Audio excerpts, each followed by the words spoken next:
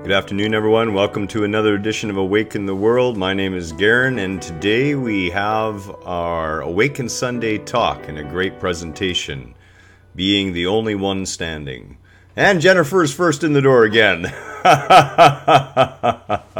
And Kelly started like 10 minutes beforehand. But she's right behind you. She really is. Oh, Jackie sneaked in ahead of you too, honey. Got to be quick on the draw, that's for sure. So we have a really great talk this afternoon. We're going to talk about being the only one standing. And what we're really talking about here is being the one to stand not against the tide, but to stand firm in your decision, firm in your choice, sure in your choice. And this is really difficult. Yeah, I know where to find you too. There's a little icon right there. So, each of us is going to be faced with this in our lives, if not once, more than once. And I've had a few of them, thanks to my military career, that have been quite dramatic. And at some time or another, you're going to be called upon to stand for something. To stand knowing what it's going to do to you. And this is what this is about today, and how it is actually a fantastic path to awakening. Hello, Cindy. Good to see you too. It's so great to have the regular bunch. It's like sitting down for afternoon tea. It really is. It's really a lot of fun, and I do enjoy it. So, the only one standing. Well, first of all, when everyone else is sitting, to be the only one standing takes courage. And we have to define what courage is, okay? Courage is never the absence of fear. It really isn't. Courage is choosing to walk through that fear. To speak, even if your hands are shaking. To speak that truth. And that courage of being comes from a source of surety within you, a deep source of surety. You'll have to forgive me, I was working outside in the sun again, still working on that deck. Next weekend, promise, pictures. It's getting close.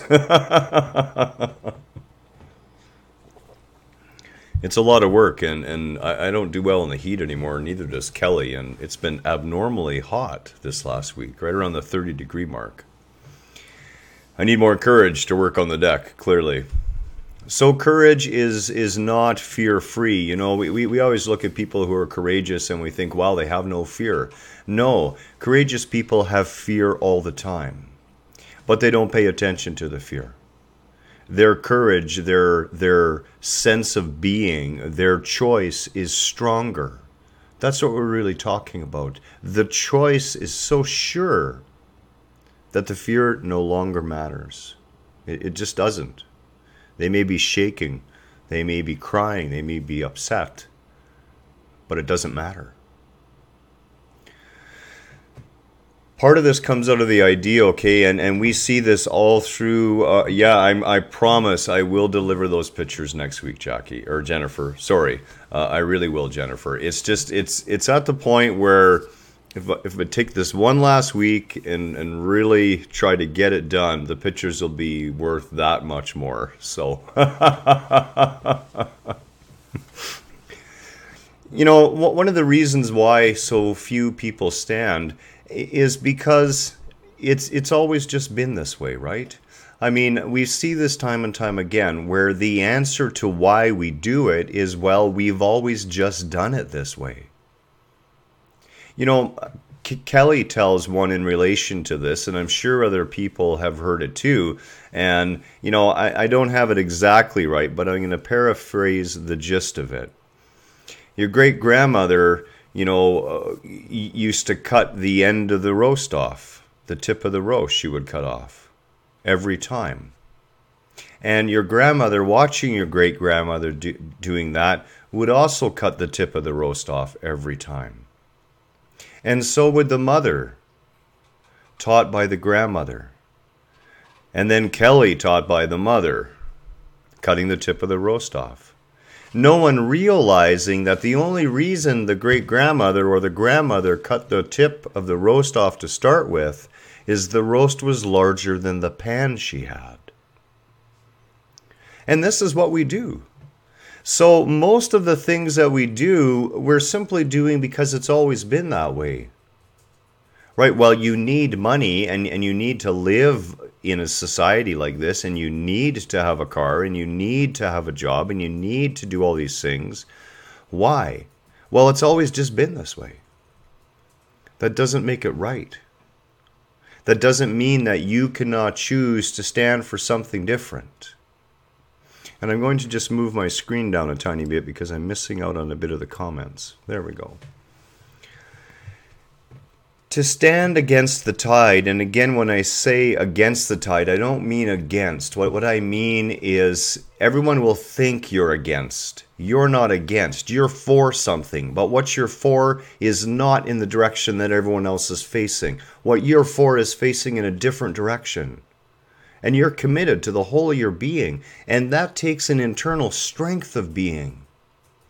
And that strength of being comes from within you. It is not something that somebody hands you. It is something that most people, it's just a glimmer when it starts. It's a hope they're going to have the strength. Because they don't know yet. They've never been to that point of having to make that choice. And every time we stand in our choices, we get stronger and stronger and stronger. And how does that happen? It happens through choosing completely, committed, 100%. Whatever it is you're going to choose it all the way. Commit yourself, and the universe commits itself. You know, I've said this many times. Many of the reasons why we don't accomplish what we wish to is because we're really not committed. We're always trying to hedge our own bets, like we could control the outcome to start with. You know, every time we take a stand, every time we turn our eyes to a different focus than what everyone else is doing, we put the entirety of our being, as far as society is concerned, as far as ego is concerned, at risk. Exactly. That little strip of sand that refuses to budge. Choosing. And every time you choose, you become stronger. It is not the exterior validation, although at first the exterior validation we get from others and we see in the changes in our lives, yes, we take that on and that gives us strength. But that is a false strength, okay? But that initial use of it is okay as long as we're aware that we're simply using that to rev up our own internal state of being.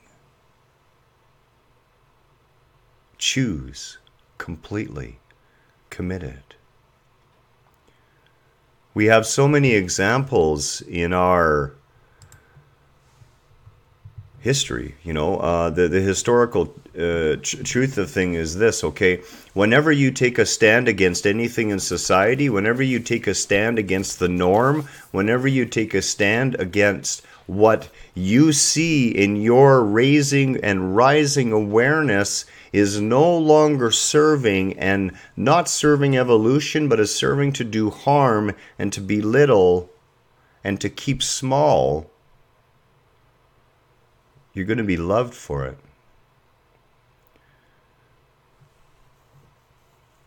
You will. There are always people unwilling to speak. Always people in need of a voice. You know, it doesn't matter whether you were Christ, Gandhi, JFK, Martin Luther King, you'll be loved and then you will be hated and vilified, and then in some form you are going to be crucified. You will be killed. Whether it's your character they kill, whether it's an assassination of your being, your physical being, whether it's an assassination of your emotional and mental state, they will crucify you. The masses will do it. And then, when it's all done and it's all washed away, and those waves have subsided, you'll be loved again. This is how it works. What does this do for us? As I said, being the only one standing is an excellent path to achieving even higher states of consciousness. Why? Because your ego is going to be ripped from you. You are going to be belittled, bemoaned, beautified, and hated and loved and vilified and cursed at and threatened. Why? Because you speak for something different, and people are deathly afraid of the unknown, and what you will speak of is different. What you will speak of is not what's going on right now, is not the norm. And this norm, in case any of us have missed it, has become near insanity. We live in a world where if you're, Kelly was telling me today, she was reading some of the statistics. If you're in the States and you're black, the likelihood you're going to end up in jail is so high, you might as well just go down to the police station and say, why don't you just arrest me now and get it over with? You know, because it's going to happen to you. This is the state of affairs we've come to, where the norm is keeping women small, where the norm is suppression of the feminine, where the norm is belittlement of different colors, different languages, different ways of thinking. Why? Because they're not like us. And the minute you stand for something, the minute you choose to stand in your power, you are no longer like the rest of the herd. You're no longer one of the sheep. But those sheep, they like to stampede. And they're going to stampede all over you. That's okay. Standing is what's important.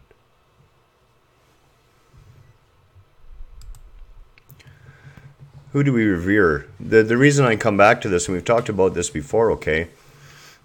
When we look at our history, the people we loved, hated, vilified, crucified, murdered, put in jail, tortured, are the ones we revere.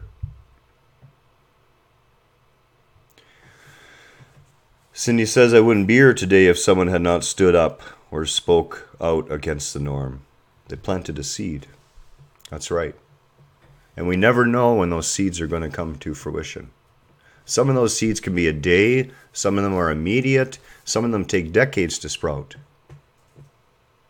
The seeds we're planting today, you know, I said to Kelly, who knows? These videos may do nothing for anyone in the present moment. But somehow, some way, after some cataclysmic event, maybe a YouTube server somehow survives, and 1,000 years from now, someone figures out how to hook it up to a monitor and play back a video. And people begin to awaken to new possibilities again. We just don't know. Choose. There's a reason we revere these people.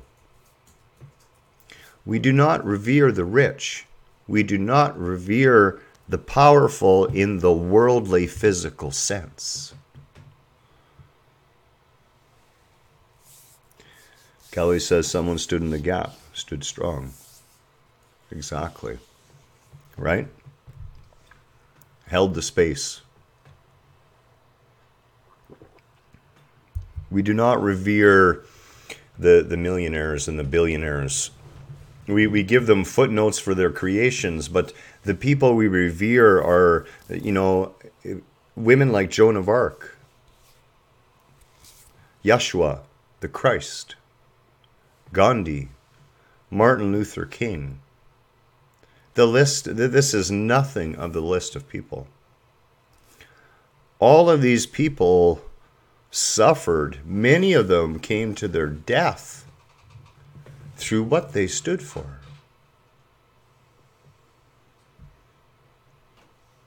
And I'm not saying that what you stand for is going to bring you to your death, but you must have that level of conviction.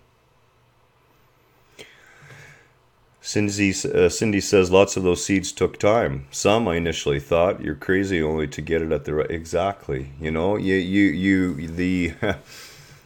Kelly made the comment she had read the Eckhart Tolle book, A New Earth, or that if she would have read the book a number of years ago, that it wouldn't have meant anything to her. It just wouldn't have. She wouldn't have got it. It would have been gobbledygook. Your level of conscious awareness determines what you're going to get or not get. And this is the thing when we look at our history. The people who implement change are not the people who fought. They're not. Although in some cases they were forced into it, like Joan of Arc. They're the people, though, who instead stood so strong on what they held to be true in their personal truth that they were able to radiate it out from them and affect, ultimately, all of us through their gift, through what they gave to us. What do they give to us? Well, this is where things are magical, really. They really are. Okay? We make choices, and we make choices to stand with the crowd or to stand and face a different direction. There is no fence. I need this to be perfectly clear with people. There's no such thing as being uninvolved. If you're a member of the human species, you're involved, whether you like to admit it or not. And if it's in your direct awareness, if you've heard about it, if you've read about it, if you've been talked to about it, if you've spoken about it, there's a reason for that. There's a reason it's been brought into your awareness. There's a reason you're involved. There's a reason we're all involved. And we all have the choice every day, all the time. And what happens when we stand firm and strong in our choices, in choices that are evolutionary, in choices that speak to a higher state of being? Our strength becomes the strength of many. And I don't mean that like, having the strength of 10 men like Hercules. I mean our strength becomes the strength of others.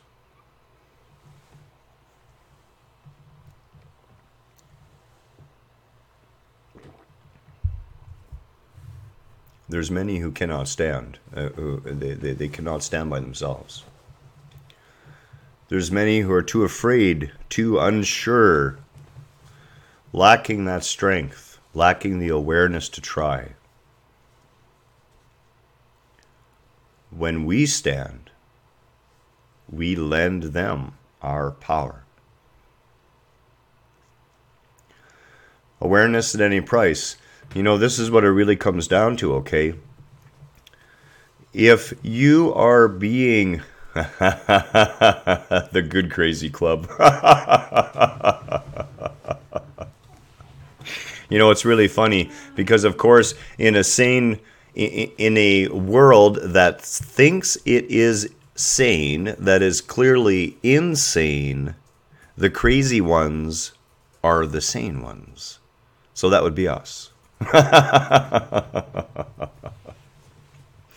Awareness at any price. When we see something, when we are called upon in the core of our being to speak out not against, but to speak out in support of what needs to be changed, to speak out with a new way of looking at it, to stand in truth no matter how many people are bashing you, no matter how many people tell you you're wrong, no matter how many people tell you you're crazy. It doesn't matter if you die in the process. It's the experience. It's the awareness. That's how we affect change. You know, you can liken the way people work. Yeah, the Good Crazy Club. Maybe this year for Christmas I'll have to get buttons made up. I'll send everyone out buttons. I'm a member of the Good Crazy Club. You want to join? Membership's free. You just have to be slightly Looney Tunes. That pretty much covers everybody. Oh well, big club. You know, we can liken the human species as far as the way we behave towards moving into new ideas. You know, if you have a giant bowl of water, that's the whole species. And the bowl is really, really heavy. And you try and jostle the bowl and you can't. You can't do it. But you can jostle one person. You can kind of give the one person a little shove, and if they're a little wave in that giant bowl of water, they're going to train together with other waves, and pretty soon, working with it back and forth, you can get that whole bowl sloshing. That's what happens when change sweeps through humanity. And we need to do that on so many levels, but affecting change is an ongoing, moment-to-moment process. It isn't a process where you say, okay, tomorrow I'm going to change things. Change is just that. It's change. It always begins right now. It never stopped, actually. But the moment to change is right now. Standing up as you speak of doing brings up a huge amount of fear for me. Yeah, Jackie, there's a lot of people who deal with that fear. Okay, and I am an example that may help. That's going to be coming up. We are in fear of standing up because we're afraid there's something to lose.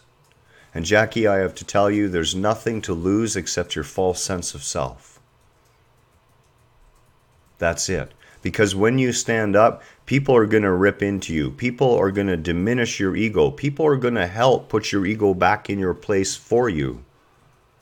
Because they're not going to like what you do. You know, in Kelly's case, coming out of that fundamental Christian environment, okay, her standing up and turning her back on that, everyone turned on her. People who told her they loved her one day and that they were her best friend never spoke to her again, and 4 years later still haven't. That's the sort of thing that happens when you choose to stand up. And you know what? It is the very best thing for you. It will strip away all those people who really didn't belong in your sphere of energy anymore. And it will bring new people in, people who see the strength in you and see that strength beginning. Trust me, Jackie, one little step, and you'll feel the strength begin to come into you. You will. You really will. I would not steer you wrong on this. One step, and you will feel the strength begin. One committed moment, and everything changes. You know, Kelly can tell you that 100%. That's exactly what happened to her. One truly committed moment. One truly choosing moment. And boom. Everything changed.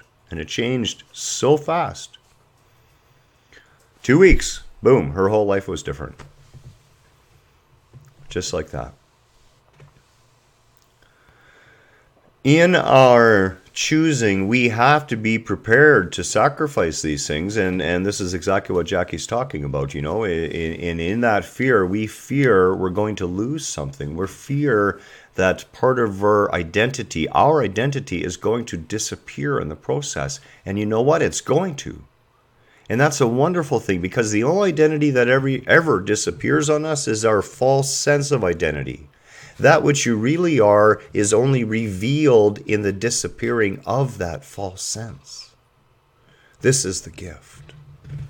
So yes, we do sacrifice some things. We sacrifice false relationships with people who are not really good for us anymore, who our time with may be over.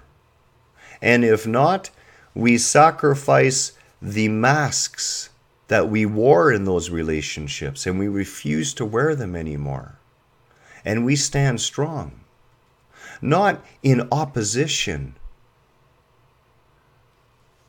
but in the surety of our being that what we are choosing for us, we are choosing 100%, and that the whole of creation will get behind us. And it will.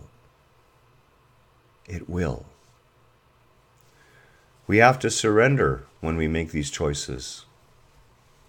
Once you drink the Kool-Aid, Cindy says.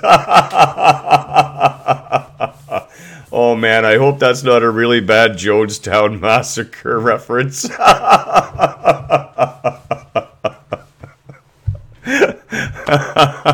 Once you drink the Kool-Aid.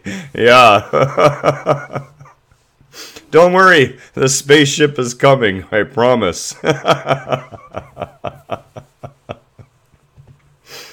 It's true, you know. And pass the jug. Yeah, get a sip before I drink it all.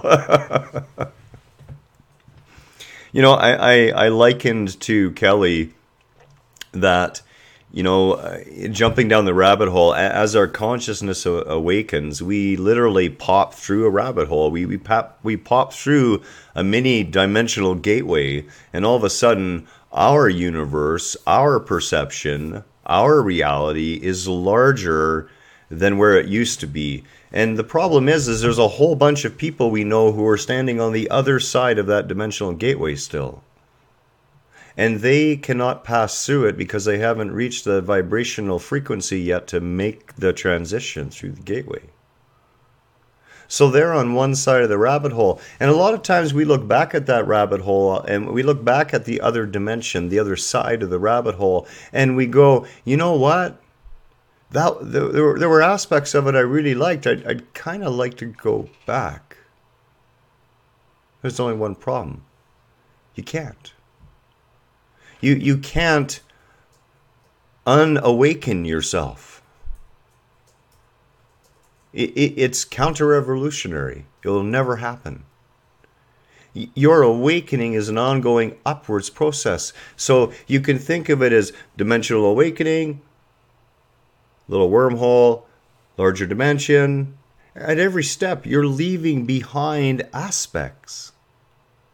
You truly are. And you don't have to necessarily wait.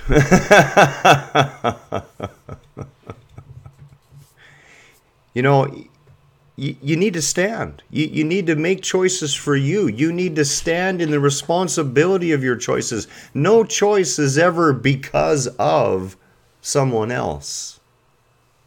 As soon as you do that, you've taken away all your power and you've handed it to them.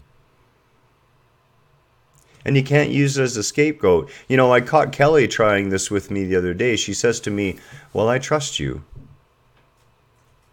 And the trust you vibrated wrong. And she has about as much chance of putting one by me. Well, it's just never going to happen. Let's just put it that way. I read her like a translucent book. So what it was actually was her putting the blame on me ahead of time. Because I looked at her and I said, honey, you don't mean I trust you. What you mean is if this doesn't work out, it's your fault because I trusted you. And, you know, she had to admit it, actually. She said, yeah, that's exactly it. Mind expansion Kool-Aid.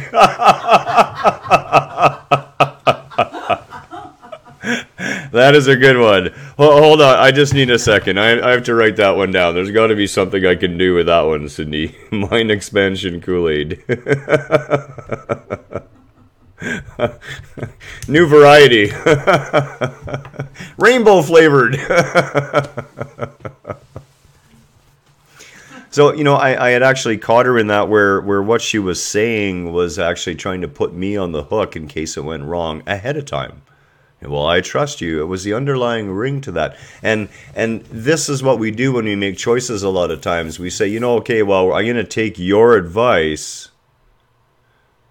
It's the longest roller coaster ride. Yeah, exactly. You do meet a lot of people on the way. You meet a lot of versions of God. A lot of different aspects of the Creator who are there for communication. Synchronistic events. No meetings we don't.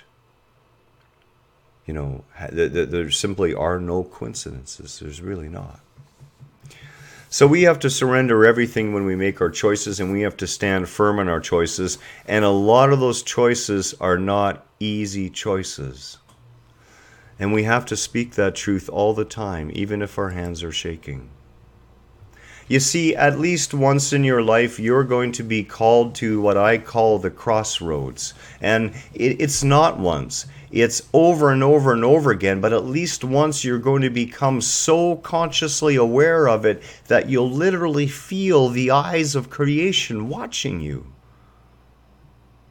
You're going to be called to put up or shut up. That's really the only way I can say that.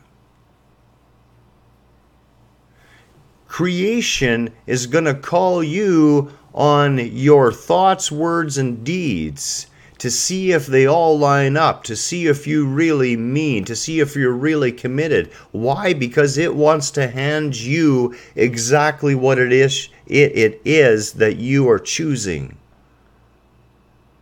But it's going to call you on it. It's going to test you.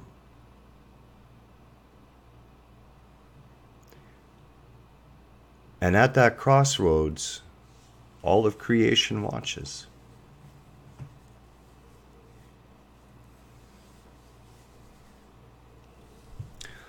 I love that aversion, a lot of versions of God. Well, that's what we all are, I mean, we keep having this false conception that there's a lot of individual beings wandering around this planet. And we sure feel like individual beings. But we keep forgetting we're expressions of that one divine being. Right now, God is talking through you on a video screen. God is commenting back to me. God is sitting beside me in the chair. Everywhere I look, there's that sea of consciousness speaking to me, communicating with me.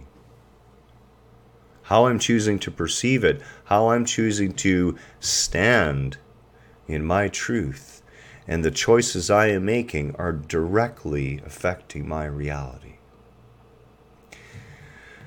When we choose to stand, when we reach those crossroads, when we reach the point where something either happens to us or something happens through us or around us, and we we choose to stand, the universe says, here's the test. Let's see if you truly are committed in your being on this. Let's see if you can stand up to what the universe is going to drop on you. And in those moments, we need to remember we are never, ever, ever given anything that we do not possess the strength to handle. And that's especially for you. It was either Jackie or Jennifer. My screen has moved up. You're never given more than you can handle.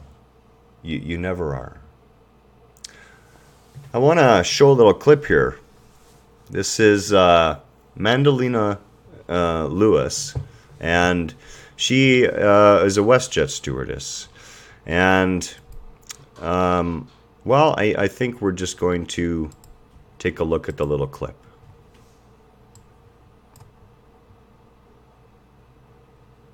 After using Genifique, my skin has never looked better, and I feel amazing.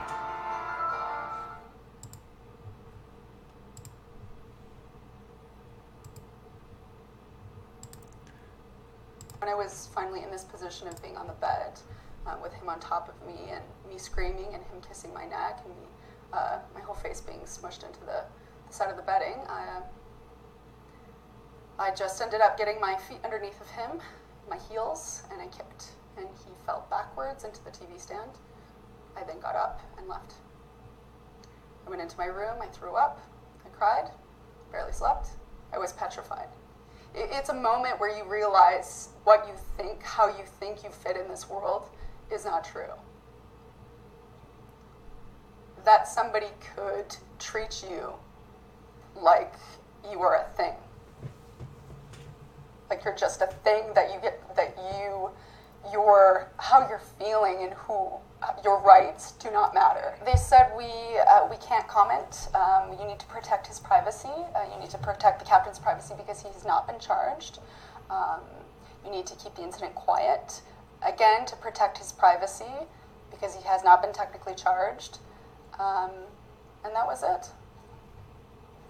So you had no indication of what was going to happen to him? No idea.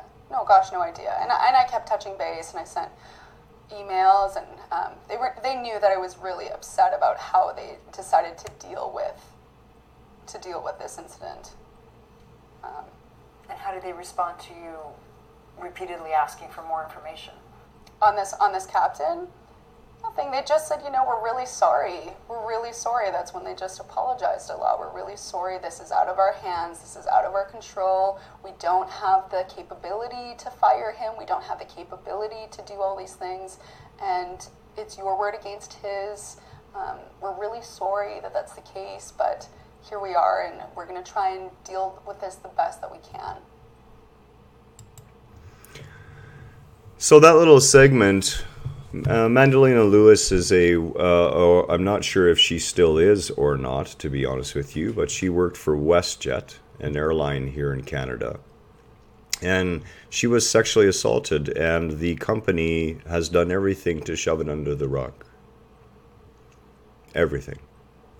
And of course it's coming out.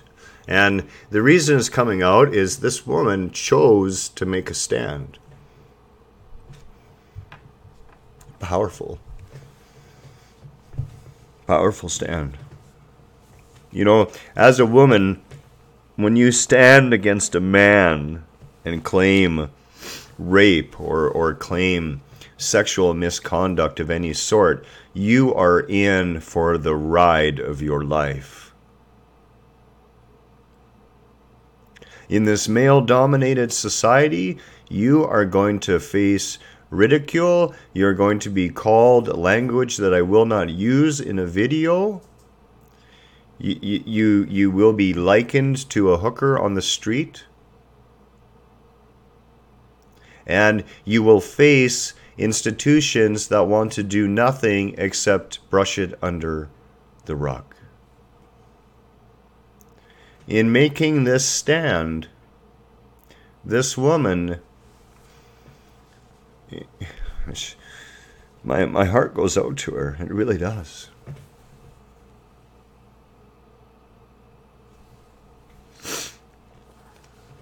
I can imagine, so first you're violated by a man, and then you're violated by the people you work for.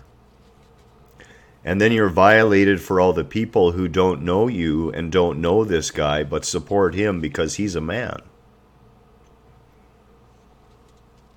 This is what I'm talking about. You'll be loved. You'll be hated and vilified. And then they'll crucify you. And if the company hasn't tried to crucify her yet, or this captain hasn't tried to crucify her yet, somebody will. They'll try and crucify her reputation. They'll try and crucify her words, our ability to trust her and what she says. This is what we face when we stand.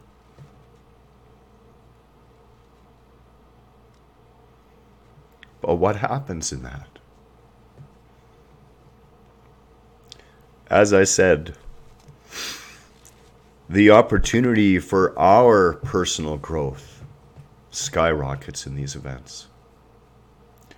And so does the opportunity for the growth of all of us who become aware of them. We witness firsthand someone standing totally in their truth.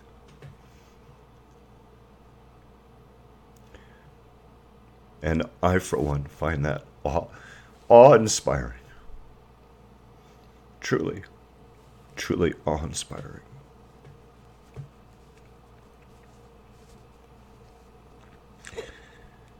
I would ask that we take a moment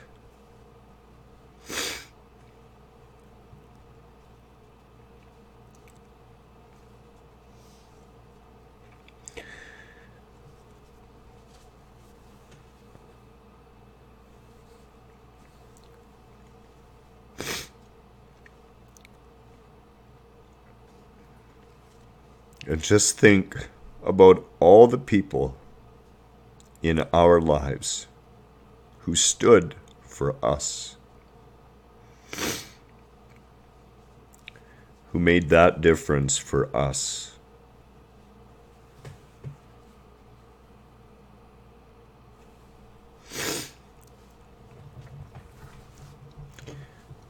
Again, I apologize. This is an emotional issue for me because I've been there and I know what it's like. We will all be called to this point. We are all called to this point. All called to choose. All called to make this sacrifice for another. Why? Because that's part of becoming that conscious creator. You see, we in our limited consciousness and our limited point of view would think ourselves to be the one that always suffers.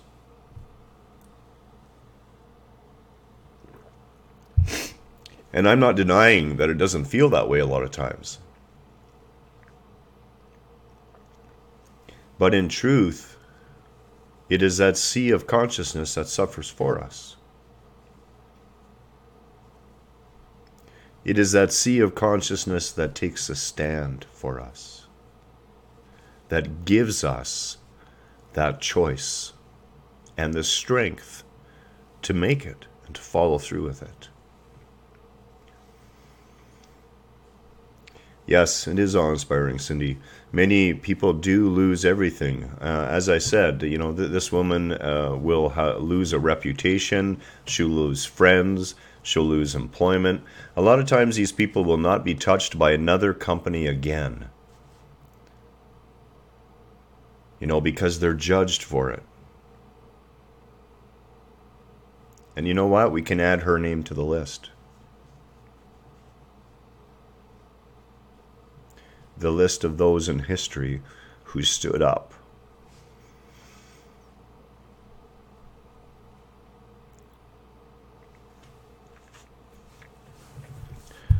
That's it. That's all I have for today. It's important that we all learn to stand all the time.